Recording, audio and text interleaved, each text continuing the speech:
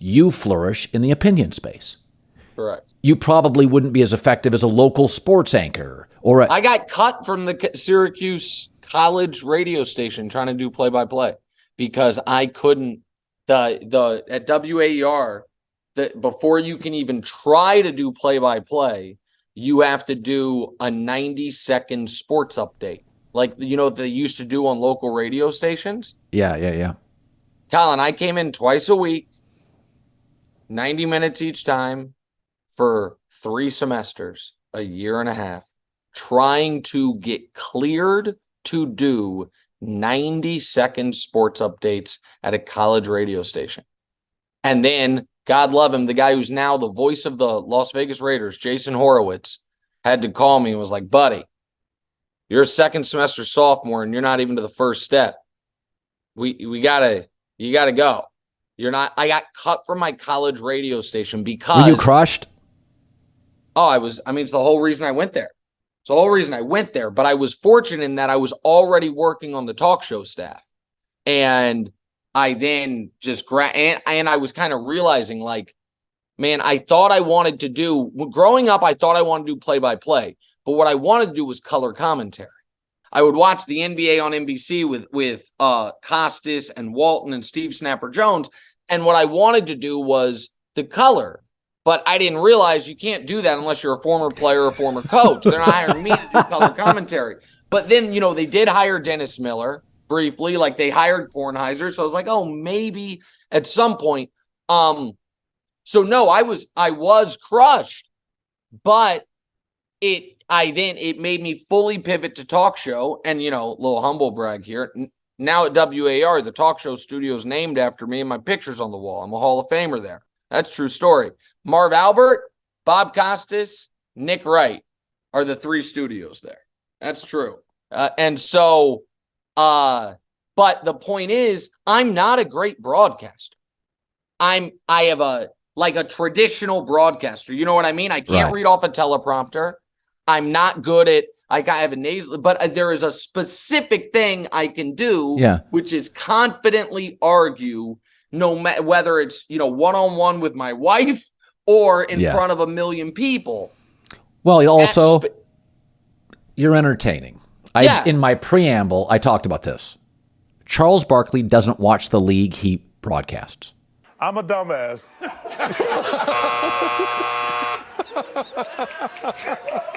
He literally doesn't know 90% of the players. He's entertaining. He's wildly Nobody cares.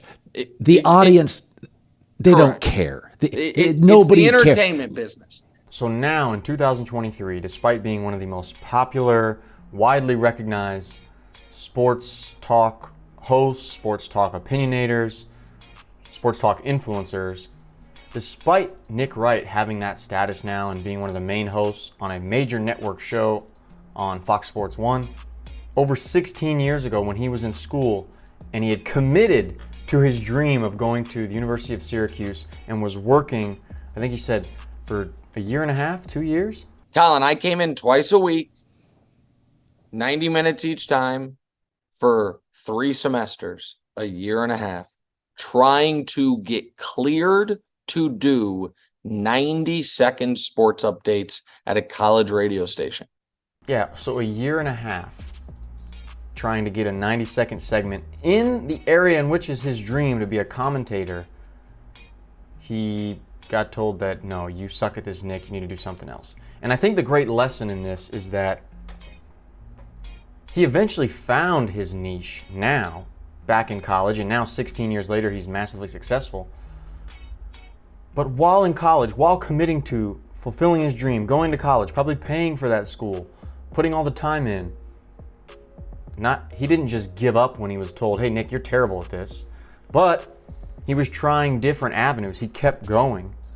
And because he was working on the sports talk show and not just commentating on sports or doing sports updates, but instead doing a talk show where you give opinions and you're fun and entertaining, since he was trying that as well, he eventually found his niche, and now 16 years later, he's massively successful.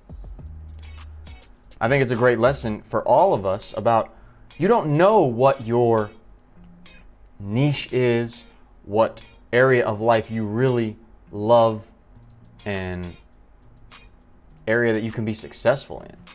Like you can have an idea like he did about talking about sports, sports commentating, right?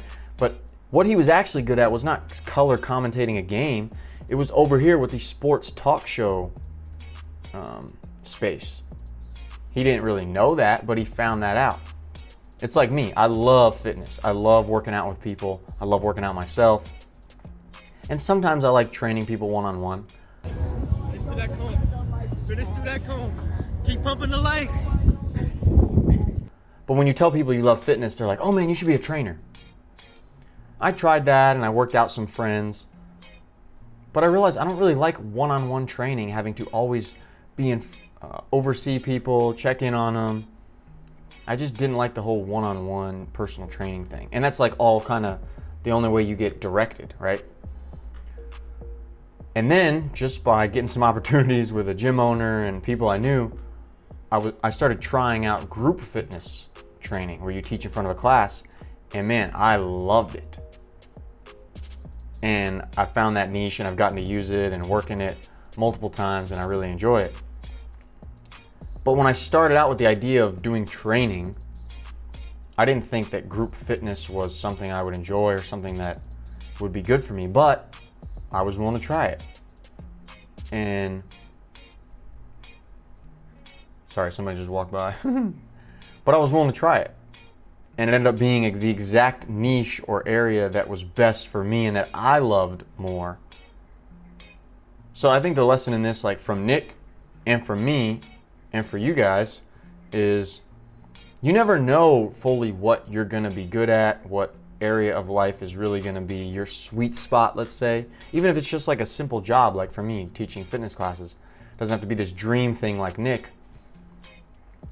But you just never know what area or specific part of that thing you want to do is really yours. Like you could think that your dream job is this, right? But then you do it and you're just really terrible at it. Well, maybe you just switch it just a little bit to a subcategory, let's say, within that same dream. And that might be your perfect sweet spot. So yeah, just keep trying a bunch of different things, getting experience and learning about yourself, what you do and don't like. Because Nick, when he went to school in Syracuse, right, he's 18, 19, 20. He doesn't have a full clue on really what he's good at and what is perfect for him. He has to figure it out by trying a bunch of different things, just like we all do. The idea of us having everything figured out at 18, 19, 20 is absolutely absurd. So I hope this little story helps you guys give yourself a little more liberty to try different things, see what you like, see what you don't like, and also have the flexibility and willingness to pivot. Maybe if your initial path isn't working out too great. I'm gonna start doing some more raw videos like this, just stuff I want to talk about that I'm interested in, not really going through some detailed explanation or trying to find some crazy clips and stuff. I just kind of want to talk about some fun stuff that I'm interested in, and I hope that it can actually help you guys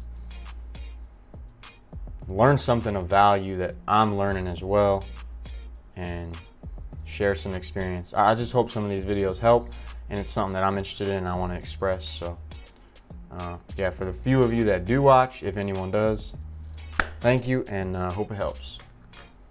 See you guys in the next video, which hopefully will be soon.